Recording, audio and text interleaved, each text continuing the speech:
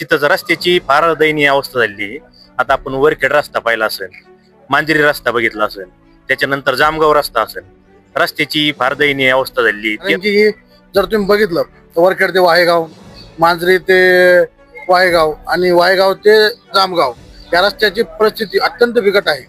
म्हणजे ज्या रस्त्यासाठी कोट्यवधी रुपये सरकार देतं आणि ते कोट्यवधी रुपये सरकारने दिल्याच्या नंतर त्या रस्त्याचं उद्घाटन होण्याच्या अगोदर जर त्या रस्त्यावर खड्डे पडत असेल तर रस्त्याचा दर्जा काय हे त्यावरून लक्षात येतं. सर्व कामावर वचक ठेवण्यासाठी जी व्यक्ती असते त्याला लोकप्रतिनिधी असं म्हणतो आपण. आणि जर लोकप्रतिनिधी जर त्या भ्रष्टाचारामध्ये सहभागी होत असतील तर कुंपणाने शेत खाल्लं जात नाही कुणाकडे, अशी परिस्थिती आहे सध्या. कारण की या त्या काळामध्ये जर बघितलं आता दररोज निवडणुका लागलेल्या आहे. सर्व उमेदवार गावात येतात, जातात, हात जोडतात, विनंती करतात. पण याच्या अगोदर आतापर्यंत कुठलाही विकास या गावात झालेला नाही. की जर एखादं विकास काम झालं असेल, मग ते केंद्राच्या निधून झालं असेल, राज्याच्या निधून झालं असेल किंवा इतर कुठल्या निधून झालं असेल, तर त्याचं क्रेडिट तुम्ही घेतात. तर या खराब रस्त्याचं खापर सुद्धा तुम्ही स्वतःच्या माती फोडून घेतलं पाहिजे. याला सुद्धा तुम्ही जबाबदारी लोकप्रतिनिधी म्हणा. आणि आता सध्या पैसे फक्त भाजप आणि त्यांची थोडी मित्रपक्ष असून त्यांच्याकडे थोडेफार ते ना निवडणूक आहे अति महाग करून टाकली. ते ना आता बोर्ड लावायला पाहिजे त्यांच्या पक्षाच्या बाहेरच्या कार्यालयावर. तुमच्याकडे 1 कोटी असेल तर तुम्ही जिल्हा परिषद लढा, तुमच्याकडे 50 लाख असेल तर तुम्ही पंचायत समिती लढा. जर 1 कोटी घालून आणि 50 लाख घालून निवडणूक लढायची आणि त्याच्यानंतर त्या लोकप्रतिनिधींना काय जनतेचे कामं करायची. आज आपण आहोत नेवरगाव गटामध्ये आणि या ठिकाणी आपण काही दिवसापूर्वी ग्राउंड रिपोर्ट केला होता आणि या ठिकाणी भ्रष्टाचाराचे गंभीर आरोप करण्यात आले होते. या ठिकाणी आपले लोकप्रतिनिधी आहेत नेवरगाव गटाचे, थेट जाणून घेऊया. आपल्यासोबत काही शेतकरी नेते आहेत. भाऊ, शेतकऱ्यांना काय काय समस्या जाणवतात आणि आपल्या जे मागील ग्राउंड रिपोर्ट मध्ये काही आरोप केलेले होते की शेतकऱ्यांना पंचायत समितीमध्ये 30-30 हजार रुपयाची मागणी केली जायची विहिरीच्या फाईल मंजुरीसाठी. हे खरं आहे का शेतकऱ्यांकडून खूप पैसे घेतले गेले आणि त्यानंतरच अधिकाऱ्यांनी कामे केलेले. याला कुठेतरी आळा बसला पाहिजे अशी आमची विनंती आहे प्रशासनाला. आज आपल्याकडे कोणकोणत्या कोण उमेदवार येत आहे? आज वंचित बहुजन आघाडीचे राहुल भाऊ पारखे, पुन्हा उद्धव बाळासाहेब ठाकरे गटाचे श्री ऋषिकेश पाटील या ठिकाणी उपस्थित आहे आणि मी स्वतः हरिचंद्र हिवाळे शेतकरी संघटनेचा तालुका अध्यक्ष म्हणून या ठिकाणी उपस्थित आहे. आपल्याकडून जे 30 हजार रुपये घेतले जायचे यापूर्वी मग जे लोकप्रतिनिधी येत आहे आपल्याकडे मतदानासाठी ते यापूर्वी कधी आलेत का? यापूर्वी कधी त्यांनी या प्रश्नावर आवाज उठवला नाही किंवा याची प्रशासनाकडे कोणतीही दखल न घेता त्यांनी दुर्लक्ष केलेलं आहे पूर्णतः. मागचा जो ग्राम आपला जिल्हा परिषद सदस्य होता त्यांची विकास कामे काय काय झालेली आहे, काय बाकी आहेत? त्यांची विकास कामे ही फक्त कुंडी झालेली आहे, गावात कुंडी दिसतात, बाकी कोणत्याही प्रकारची विकास कामे हे प्रत्यक्षात दिसत नाही. जर आम्ही विचार केला तर काही दिवसापूर्वी या ठिकाणी आपले जिल्हा परिषद सदस्य बॅनर लावलेले होते. याचे प्रत्यक्षात काम आहे का? आता प्रत्यक्षात फक्त कुंड्या दिसलेल्या, इतर कामात मी काही सांगू शकत नाही. यावर मी बोलणार नाही.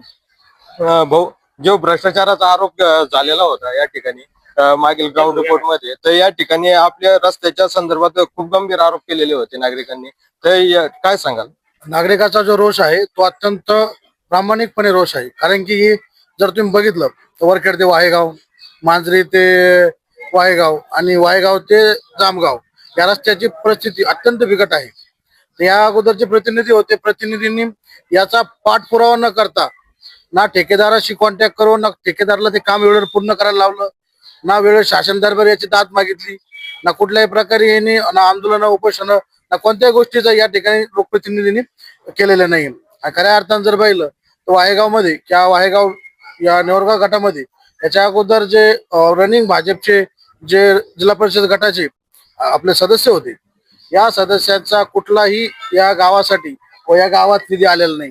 बॅनरवरती खूप निधी हो, बॅनर जर वाचलं इतके कोटी दिसतात, पण ते कोटी मला मी आज त्यांना तुमच्याला चॅनलच्या माध्यमातून विनंती करतो का या जिल्हा परिषद गटाच्या माजी सदस्यांनी जो निधी बॅनरवरती आहे तो निधी आम्हाला प्रत्यक्षात कुठं कुठं आहे खरंच झाला, जे काम कुठे आम्हाला एक काम हे गावात नेऊन दाखवावं अशी पण त्यांना मी विनंती करतो.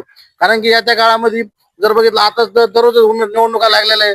सर्व उमेदवार गावात येतात, जातात, हात जोडतात, विनंती करतात. याच्या अगोदर आतापर्यंत कुठलाही विकास या गावात झालेला नाही. आता या अगोदर आम्ही आमच्या पद्धतीनं रोजगार हमीच्या बाबतीमध्ये झालं तर आम्ही फक्त निवेदन देऊन लोकांचे प्रश्न मार्गी लावत होतो. तर आपल्याकडे कुठे सत्ता नाही, पण ज्या लोक त्याच्याकडे सत्ता होती ज्या सत्तेचं राज्यात केंद्रात सगळ्या ठिकाणी त्यांचं सरकार होतं त्या ठिकाणी देखील त्यांनी आपला कुठेही त्यांनी या विकासासाठी पाठपुरावा केला नाही. एखादं आंदोलन दाखवा माझी यांचं मला लोकांसाठी सर्वसामान्य जनतेसाठी त्यांनी उभारलं किंवा काहीतरी केलं म्हणून असं. पण आता काय पैशा जोरावरती निवडणूक लढायचं म्हणल्यावर काय लोकांना काय हात जोडीत चालायचं पैसे वाटप चालायचं. निवडणुकीला किती खर्च येईल आता आमच्या भागाला निवड गटामध्ये तर असे आम्ही ऐकलं, आमचा खर्चाचा काही अंदाज नाही पण मग ऐकलं आम्ही लोक म्हणते 1 कोटी 2 कोटी. मग एवढ्या जर खर्चाची ताकद असेल तर त्या उमेदवारांना मागील 5 वर्षामध्ये किती पैसे कमवले असेल याचाही अंदाज जनतेने घेतला पाहिजे. सगळ्यात महत्वाचा विषय 2 कोटी म्हणजे जोक नाही. एखाद्या जिल्हा परिषद सदस्याला मानधन किती होऊ शकतं कदाचित त्या मासिक मिटिंगचं किंवा त्यांचा सगळा त्याचा खर्च वगैरे. पण 2 कोटी म्हणजे आज जोक नाही. आणि 2 कोटी या निवडणूक गटामध्ये खर्च होणार अशी अफवा या गटामध्ये उभारलेली आहे. थेट आरोप करतायत वंचितचे नेते. तर आपण काय सांगाल उभटा गटाकडून किती रस्त्याच्या समस्या आहेत आपल्या याच्यामध्ये, किती भ्रष्टाचार झाला आणि किती टक्केवारी घेण्यात आली या ठिकाणी? आपण मागच्या वेळेस ग्राउंड रिपोर्ट केला होता, या ठिकाणी गंभीर आरोप झालेले आहेत. काय सांगाल? मी तर या ठिकाणी सर्वप्रथम सरकारचे आभार मानतो की 2017ला निवडणूक झाली, त्याच्यानंतर 2026ला निवडणूक होती. म्हणजे 8-9 वर्ष निवडणूक होऊन झालेली. 5 वर्षाचा कार्यकाळ असतो एका पंचायत समिती किंवा जिल्हा परिषदेच्या सदस्याचा. आणि त्याच्यानंतर 4 वर्ष तुम्ही प्रशासक राज आणून इथं पंचायत समिती असन झेडपी असन इथं ते आता अपशब्द होतील लोकांच्या उरावर आणून बसले असं झालं होतं. कारण प्रशासक राज आणल्यामुळं अधिकारी वर्ग कुठल्याही प्रकारचे काम तिथं लोकप्रतिनिधी नसल्यामुळं करत नव्हते आणि पैशाची मागणी मोठ्या प्रमाणात होत होती. त्याच्यामुळे भ्रष्टाचार वाढत गेला. ही एक प्रकारे अशी साखळी तयार झाली होती. हे मुख्य त्याच्यासाठी लोकप्रतिनिधी हा असणं गरजेचं आहे. लोकप्रतिनिधी नसल्यामुळे तिथं भ्रष्टाचार वाढला. प्रशासक लोकांचे कामं करीत नव्हते आणि त्याच्यामुळे मी सरकारचे आभार मानतो की तुम्हाला उशिरा का होईना पण शहाणपण सुचलं काही निवडणूक लावली. या ठिकाणी काही दिवसापूर्वी भ्रष्टाचाराचे आरोप केलेले होते. रस्त्याबाबत काय परिस्थिती? आणि निश्चितच रस्त्याची फार दयनीय अवस्था झाली. आता आपण वरखेड रस्ता पाहिला असेल, मांजरी रस्ता बघितला असेल, त्याच्यानंतर जामगाव रस्ता असेल. रस्त्याची फार दयनीय अवस्था झाली. ते रस्ते मुख्य होण्याचे गरजेचे. आता त्याच्यातले काही रस्ते जिल्हा परिषद अंतर्गत नसेल पण आता सरकार तर एकच आहे ना, कॉमनच आहे ना. राज्यात सरकार त्यांचं आहे, केंद्रात सरकार त्यांचं आहे. मग रनिंग आमदार असेल, जिल्हा परिषद सदस्य असतील, त्याच्यानंतर तुमचा खासदार असेल, हे सर्वांचे काम होतं ना. त्यांनी पाठपुरावा करून हे रस्ते मार्गी लावण्याचं गरजेचं होतं. आणि जे झालेले ते पण थोडे निकृष्ट दर्जाचे रस्ते झालेले. उत्कृष्ट दर्जाचे रस्ते का बरं झाले याला कारण? निकृष्ट दर्जाचे रस्ते झाले ते कॉमन आपल्या सगळ्यालाच माहिती. ठेकेदाराला हाताशी धरायचं, लोकप्रतिनिधी असून थोडेफार चिरीमिरी करायची, त्याच्यातूनच हे सगळं होत असतं ना. निकृष्ट दर्जाचं लक्ष का होतं?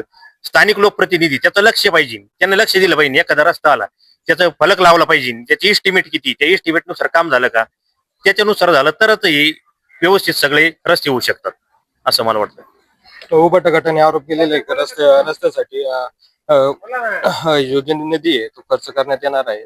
हे जो रस्त्याचा समजा खराब आपलं टक्केवारी घेण्यात आलेली या ठिकाणी तो निधी इलेक्शनला वापरला जाणार आहे.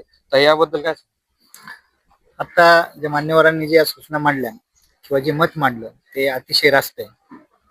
आता गेले अनेक वर्ष या सर्कलमध्ये मी फिरतोय. मुळात तर मी राजकीय पुढारी नाही. पहिली गोष्ट, मी शेतकऱ्यांचा प्रतिनिधी आहे.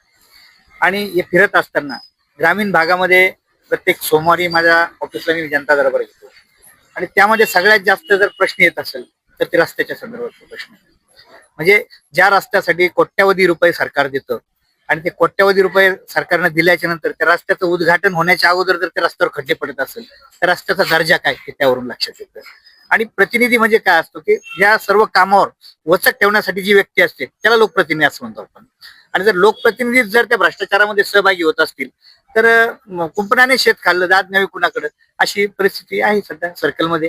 जे जे आता मान्यवरांनी बोललं त्या सगळ्यांच्या मताशी मी सहमत. MRG ची काय परिस्थिती होती? मुळात MRG हा जो विषय आहे की याच्या माध्यमातून खूप मोठा विकास आपण सर्कलचा ग्रामीण भागात विशेषतः शेतकऱ्यांचा करू शकलो असतो. यातून मग तुमची विहिरीच्या असेल, गायगोटे असेल, शेतीच्या तुमच्या फळबाग असेल, अशा वेगवेगळ्या योजना त्या माध्यमातून होत्या. परंतु जर एका विहिरीसाठी जर तुमचं बोर्ड तुम्ही लावायची बाकी ठेवले की विहिरीसाठी 25,000 रुपये, गोट्यासाठी 10,000 रुपये, जर अशा पद्धतीने जर तुम्ही शेतकऱ्याची लूट करत असेल तर ते शासनाच्या योजनेचा फायदा कुठे झाला असं होतं. लोकप्रतिनिधी वचक होता का? ते लोकप्रतिनिधी वचक असतात या गोष्टी होणारच नाही ना. आज तुम्ही बघा, मागच्या काळात जे आम्ही आंदोलनं केले, आमचं सगळ्यात जास्त आंदोलनं जी आमची झाली असेल तर अधिकारी मुख्यालयाच्या ठिकाणी राहावे यासाठी आम्ही आंदोलनं केली. आता इथून समजा वाहेगावून निवरगावून एखादी व्यक्ती निघाली काही कामानिमित्त आणि त्या ठिकाणी जर त्याला तिथं तहसीलदार भेटत नसेल, बीडीओ भेटत नसेल किंवा संबंधित कर्मचारी अधिकारी भेटत नसेल तर त्याचा दिवसभराचा कामाचा वेळ वाया गेला, त्याचा रोज वायाला गेला आणि खर्चही वायाला गेला. त्यामुळं अधिकाऱ्यांवर जो वचक लोकप्रतिनिधी पाहिजे तो राहिलेला नाहीये. फक्त गोड बोलून कामं होत नसतात, त्याच्यासाठी अधिकाऱ्यांच्या बोकांडी बसून काम करून घ्यायची धमक असली पाहिजे, त्याला लोकप्रतिनिधी म्हणतात. मागील जिल्हा परिषद सदस्य यांच्याकडून विकास कामे झालेली आहे, काय वाटतं? आम्हाला तर कुठं विकास दिसत नाही आमच्या गटामध्ये किंवा आमच्या गावामध्ये आतापर्यंत. आताच मी एक बॅनर लागलो होतं गावामध्ये, दलित वस्तीमध्ये 3 लाखाची पाईपलाईन झाली होती. आणि मग 3 लाखाची पाईपलाईन दिवशी मला दाखवते मी त्यांच्या निधी कुठं करण्यात आली म्हणून. नुसतं निधी त्यांच्या अधिकारामध्ये निधी वापर करणं, बॅनर लावून लोकांना जाहिरात करणं, आम्ही एवढे कामं केली पण दाखवा मला त्यांनी. माझ्या दलित वस्तीमध्ये 3 लाखाची पाईपलाईन कुठे केली त्यांनी, कोणत्या भागात केली, काय केली, तरी कधी पण नेऊन दाखवतो. कोणत्या ठिकाणी त्यांनी पाईपलाईन केली, निधी कुठं खर्च केला. लाखो रुपयाच्या बॅनरवर इतके रक्कम आहे का त्या पाहिलं डोकाच खराब होत. मग कुठे ते काम तर दिसलं पाहिजे काही ना काही. 5 वर्ष झाले, 5 वर्षानंतर निवडणुकीला खूप कालावधी गेला. त्या कालावधी प्रशासक होता, प्रशासकामध्ये त्यांनी भरपूर असा निधी, असंख्य निधी शिव यांना हाताशी धरून काढण्याचा प्रयत्न केला, काढला पण विकास नाही. आमच्या माध्यमातून तर मागील 5 वर्षात झेडपी अंतर्गत कुठलाही विकास झालेला नाही. पंचायत समिती असो, झेडपी असन, या सगळ्या गोष्टी या लोकांना दिसतात सध्या. आणि जर विकास जर ही गोष्ट असतीच ही दिसली पण असती. मला एक मुद्दा आहे आता जो आता पारखे साहेबांनी जो मुद्दा म्हटला त्या मुद्द्याला अनुषंगून एक मुद्दा सांगायचा आहे की जर एखादं विकास काम झालं असेल, मग ते केंद्राच्या निधून झालं असेल, राज्याच्या निधून झालं असेल किंवा इतर कुठल्या निधून झालं असेल तर त्याचं क्रेडिट तुम्ही घेतात, तर या खराब रस्त्याचं खापर सुद्धा तुम्ही स्वतःच्या माती फोडून घेतलं पाहिजे. याला सुद्धा तुम्ही जबाबदारी लोकप्रतिनिधी म्हणतो. तर त्याच्या बाबतीत सुद्धा त्यांनी बोललं पाहिजे. आणि राहिला विषय रस्ते तरी आहे किती हो, महत्वाचे रस्ते जे इथून हा रस्ता वायगावून जर काढला तो निवरगाव पर्यंत जोडला, परत तिकडे जर तुमचा काय याच्या महालगावचा रस्ता जो आता नवीनच रस्ता झालेला आहे त्या रस्त्याची अवस्था आपण जाऊन पहा काय परिस्थिती. म्हणजे रस्त्याचं उद्घाटन होण्याच्या अगोदर त्या रस्त्यावर खड्डे पडायला सुरुवात झाली.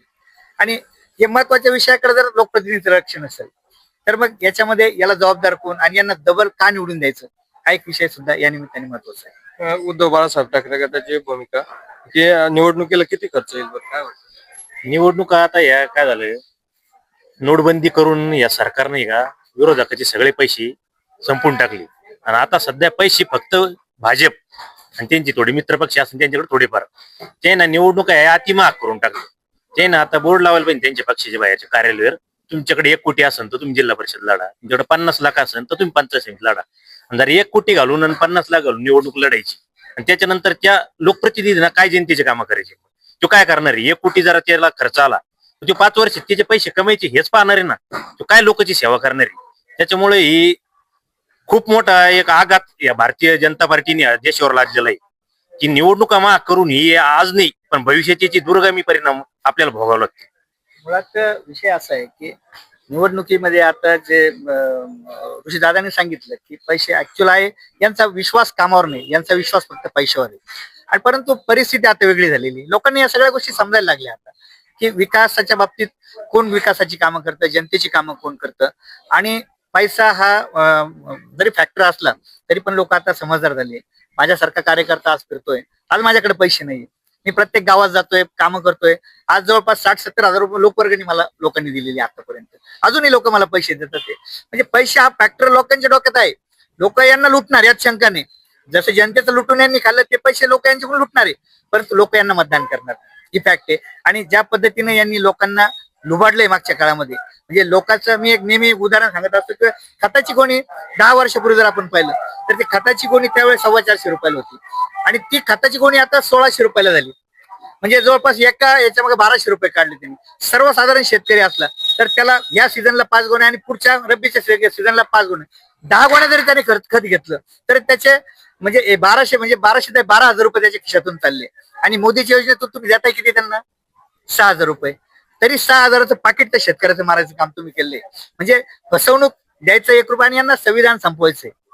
जर यांना संविधानाची खरोखर जर त्यांना याच्याबद्दल इज्जत असते संविधानाची तर यांनी वेळेत डॉक्टर बाबासाहेब आंबेडकरांनी जे घटनेमध्ये घालून दिलेली की की निवडणुका 5 वर्षाला झाल्या पाहिजे, लोकप्रतिनिधी आले पाहिजे. 9 वर्ष झाले निवडणूक नाही. महापालिकेचे 10 वर्षानंतर निवडणूक घेता तुम्ही. म्हणजे या पद्धतीनं लोकशाही संपवण्याचं काम आणि हुकुमशाही आणण्याचं काम हे धोरण या भाजपनं सध्या लावलेलं आहे आणि याला शेतकरी आता उलटून लावल्याशिवाय राहणार नाही. जरी शहरी भागामध्ये त्यांना आता दाखवत असतील की आम्ही शहरी भागामध्ये एवढे आम्हाला मतदान झाले, मग माझं म्हणणं आहे, जेव्हा अतिवृष्टी झाली तेव्हा निवडणूक लावायच्या होत्या. का निवडणुका लावल्या नाही तुम्ही? त्यांना फक्त ती परिस्थिती जाऊन द्यायची होती. आजही अतिवृष्टीचे 20% शेतकऱ्याचे अनुदान अजून यांनी दिलेले नाही. कुठल्या अधिकाऱ्याने कुठल्या तोंडाने मत मागतं शेतकऱ्यांना? अधिकार नाही भाजपला मत मागण्याचा. आणि शेतकऱ्याच्या बाबतीत जर सांगितलं तर शेतकरी प्रचंड यांच्यावर नाराज आहे आणि यांना जी काही आता दिसेल या मतपेटीतून त्यांना त्याचे परिणाम दिसणार आहे. जरी शहरी भागात त्यांना मतदार झाला असेल पण शहरी भागाचा मतदार वेगळा आणि ग्रामीण भागाचा मतदार वेगळा आहे. त्याचे परिणाम त्यांना हे शेतकरी निश्चित मताच्या पेटीतून दाखवून देणार. वायगावचं प्रभू श्रीरामाचं मंदिर या कामाला सुद्धा भ्रष्टाचार झालेला आहे. हे ग्रामदैवत आहे आमचं, ग्रामदैवत सुद्धा भ्रष्टाचार झालेला आहे. त्याच्यात सुद्धा टक्केवारी घेण्यात आलेली आहे. नक्कीच बाबा, काय सांगाल गावकरी म्हणून काम कसं झालेलं आहे? चांगलं झालेलं आहे का निकृष्ट झालेलं? मला एकच म्हणायचं तुम्हाला, तुम्ही आमच्या मंदिराला 10 लाख दिले. 10 लाख तुम्ही दिले, 10 लाखाचं काम केलं का मध्येच तुम्ही अर्ध्या खाल्ले, ज्याला दिलं त्याला अर्धे खाल्ले, याचं तुम्ही चौकशी करायला पाहिजे का नाही? तुम्ही दरवेळेस म्हणता स्मशानभूमीला आम्ही 5 लक्ष दिले, कचरा कुंडीला 5 लक्ष दिले. मग तुम्ही हे काम देता, मग दिलं त्याच्याकडून काम करून घेता का नाही घेता? का तुम्ही निम वाटा करून खाता? स्मशानभूमीची परिस्थिती पाहिली तर अत्यंत बिकट आहे. कारण ती रस्त्यावरची मला येत्या वेळेस तुम्ही 4 वेळेस म्हणते. मी बोलणार सरला बी बोललो होतो एक वेळेस का बाबा तुम्ही पैसे देता, मग याचं काम करता का नाही करता? आहे की नाही? तुम्ही लक्ष द्यायला पाहिजे. पैसे मग तुम्ही कार्यकर्त्याला देता आणि तुम्ही आम्हाला सांगता काय 10 लक्ष दिले मंदिराला दिले.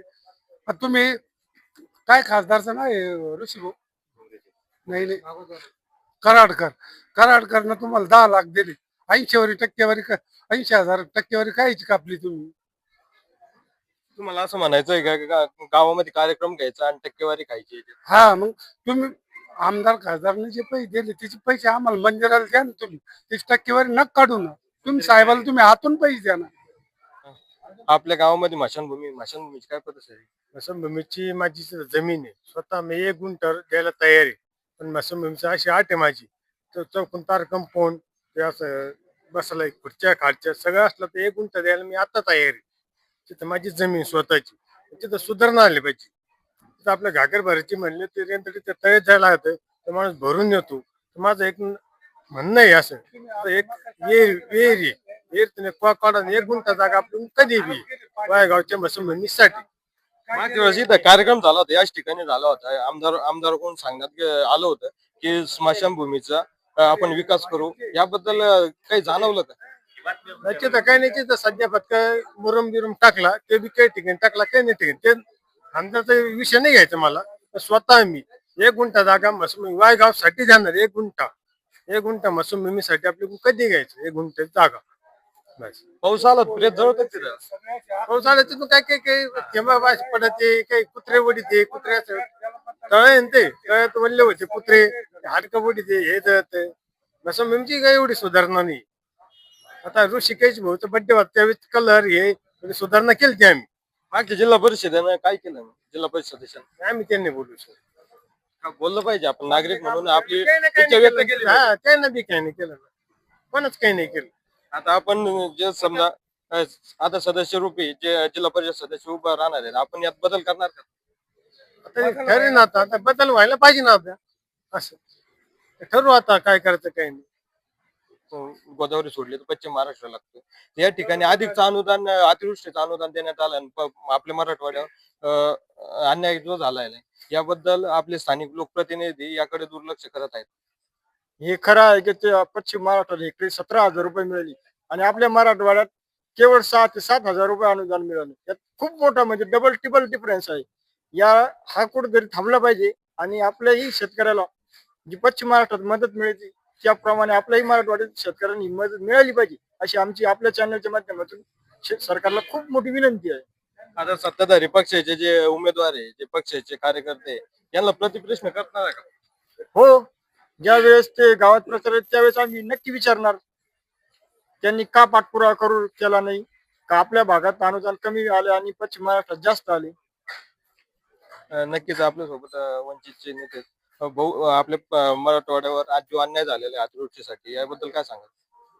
सध्या कोणत्याही पक्षाला किंवा कोणत्याही राजकीय नेत्याला शेतकऱ्याची कुठलीही गरज राहिलेली नाही. आता काय झालेलं आहे, निवडणूक ही विकास मुद्द्यावर नाही होत. निवडणूक ही फक्त जातीपातीवर निवडणूक होती.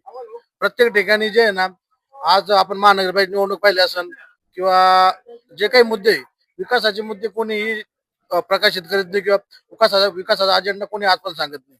आज सगळ्यात राज्यात तीच प्रकरण चालू आहे का, जातीपातीचं राजकारण करून करायचं आणि निवडून यायचं. विकास कोणालाही असा हवा असं वाटणं सध्या आता घडीला. त्याच्यामुळं काय सरकार त्यांचे सरकार असल्यामुळं सरकार पुढे शाम पण चालत नाही. जनतेचे प्रश्न सरकारला किती ओढून आंदोलन करून मार्गी लावण्याचा प्रयत्न करत असतो. सर्वसामान्य जनता ही शासन दरबार न्याय मागण्याचा प्रत्येक वेळेस प्रयत्न करते, पण शासनापुढं सरकारपुढं जनतेला झुकावंच लागतं. आताच्या घडीला सुद्धा प्रत्येक भागामध्ये, ग्रामीण भागामध्ये सुद्धा आज सुद्धा कोणी सांगत नाही कमी हा रस्ता करतो, जनरल जागा आहे, मी या जातीचा आहे. ही जात आज प्रत्येक ठिकाणी जातीपाती राजकारण चालू आहे. विकासाच्या मुद्द्यावर राजकारण चालू नाही, कुठंच चालू नाही. जो शेतकऱ्यावर अन्याय झालेला आहे आपल्या मराठवाड्यात याबद्दल काय सांगाल? मी तिथं शेतकऱ्यावर आणण्याचा नेहमी मागच्या मला तिथंच सांगितलं होतं, पण त्याच्यापेक्षा मुख्य मुद्दा मी आता तुमच्या समोर मांडतो. विधानसभेच्या निवडणुकीच्या वेळेस सन्माननीय मुख्यमंत्री, त्यावेळेचे उपमुख्यमंत्री आणि आता सध्या मुख्यमंत्री आहे देवेंद्र फडणवीस यांनी त्यांच्या जाहीरनाम्यात असं सांगितलं होतं की मी संपूर्ण 7/12 कोरा करीन आणि कर्जमाफी शेतकऱ्याला देईन. पहिल्या कॅबिनेटमध्ये कर्जमाफी देणार होती ती. आज 1.5 वर्ष झाले कर्जमाफीचं काय झालं त्याचं उत्तर आहे. भाजपचे जे फिरणारे आता पुढारी ना, त्यांना विचारलं पाहिजे कर्जमाफीचं काय झालं. मुख्य मुद्दा हा कर्जमाफीचा आहे. 1.5 वर्ष झाले तुम्ही पहिल्या कॅबिनेटमध्ये कर्जमाफीचा मुद्दा घेणार होती. आज शेतकऱ्याचे किती हाल झाले हो. काय परिस्थिती, कांद्याला काय भाव आहे, मक्काची काय परिस्थिती आहे, कापसाला काय आहे. तुम्ही एकरी 4 क्विंटल मक्का घेता आणि एकरीच्या 3 क्विंटल कापूस घेता. ही परिस्थिती काही मुघलाच्या काळात नसन अशी परिस्थिती या भाजपनं शेतकऱ्यावर आणून ठेवलेली. कर्जमाफीचं काही धोरणच नाही. आता जून मध्ये कर्जमाफी देऊ म्हणते. 6 महिने आधी तुमची काय प्रिपरेशन परीक्षा आहे कधी तिथं तुम्हाला पूर्वतयारी करावी लागते. मग पूर्वतयारी करावी लागते. निवडणुकीच्या वेळेस कशाला तुम्ही घोषित करायचं. लोकांचे मतं घेऊस तर बोलायचं फक्त कर्जमाफी करू. लाडक्या बहिणीचं काय अर्धे नाव वगळले तुम्ही. 2100 रुपये देऊ म्हणले, 1500 रुपये गोळण केली. अर्ध्या महिला त्याच्यातून वगळले. हे मुद्दे पण महत्वाचे नव्हते. स्थानिकला निवडणूक जरी जिल्हा परिषदची असली तर हे मुद्दे पण सरकारचं हे मुख्य काम आहे ना. ते सरकारी दरबारी जे लोकप्रतिनिधी राहणार त्यांचं काम आहे हे मांडणं. अतिवृष्टी झाली होती त्यावेळेस आपले जिल्हा परिषद सदस्य होते, हे कुठं होते त्यावेळेस? ते आता एवढं आपल्याला काय माहिती असतील त्यानं काय केलं असेल काही पुढे सर्वे वगैरे आपल्याला इतकं नाही सांगता येणार ते काय होते. पण त्यांनी कामं केली. मुख्य कामं मी तुम्हाला सांगतो. आता त्यांनी मुख्य कामं काय केले, शाळा दुरुस्ती. आता मी सरांना तुम्ही सर आहे, तुम्ही याचं उत्तर द्या फक्त. तुम्ही शाळा दुरुस्ती हेच काम का केलंय. मी पुढच्या वेळेस तुमची हे काम तुम्ही काय केली हे सांगतो आता माहिती मध्ये. तुम्ही हेच काम काय केली, शाळा दुरुस्ती.